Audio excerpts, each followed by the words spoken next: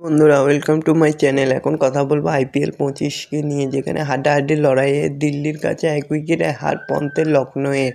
চিন্তা থাকলো 27 কোটির ঋষভকে নিয়ে। ক্রিকেট প্রেমীদের নজর ছিল ঋষভ পন্থের দিকে। পুরনো দল দিল্লি ক্যাপিটালসের বিরুদ্ধেও ব্যাট হাতে প্রত্যাশা পূরণ করতে পারল না লখনউ সুপার জায়ান্টসের অধিনায়ক। চিন্তা থাকলো উইকেট রক্ষক পন্থকে নিয়েও।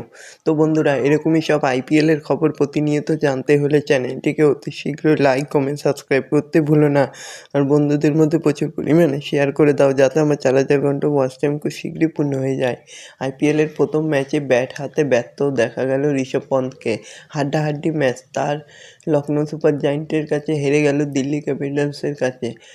অক্ষর প্যাটেলের দলের জয়ের নামক ইম্প্যাক্ট প্লেয়ার হিসাবে নামা আশুতোষ শর্মা, তিনি দিল্লির জয়ের নায়ক। প্রথম ব্যাট করে লখনউ করে 8 উইকেটে 200 রান। জবাবে দিল্লি 19 ওভার 3 বলে 9 উইকেটেই করল 211 রান। চিন্তা থাকলো উইকেট রক্ষক পন্থকে নিয়েও। ম্যাচের শেষ ওভারে মহিত শর্মাকে স্টাম্প আউট করে সহজ সুযোগ মিস করে যায়। তবে জয়ের জন্য 210 রান তাড়া করতে নেমে ব্যাটিং বিপর্যয় ঘটে দিল্লির। শুরুতে ফিরে যায় তার ওপেনাররা, পরপর 7 গড়ে ফেরেন অভিষেক পোরেল, সমীর রিজভি। 7 রানে 3 উইকেট হারিয়ে চাপে পড়ে যায় দিল্লির ইনিংস। সেই পরিস্থিতিতে অক্ষর এবং ওপেনার ফ্যাফ ডু প্লেসি খানিকটা রুখে দাঁড়ানোর চেষ্টা করেন।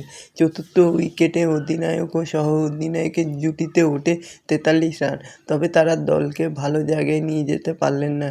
ডু প্লেসি 18 বলে 29 করলেন, 3টি 4 ও 2টি 6-এর সাহায্যে। অক্ষয়ের ব্যাট থেকে এলো 11 বলে 22 রানের ইনিংস, 3টি 4 ও 1টি ছক্কা মারলেন।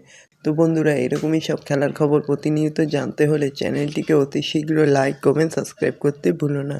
ধন্যবাদ সবাইকে।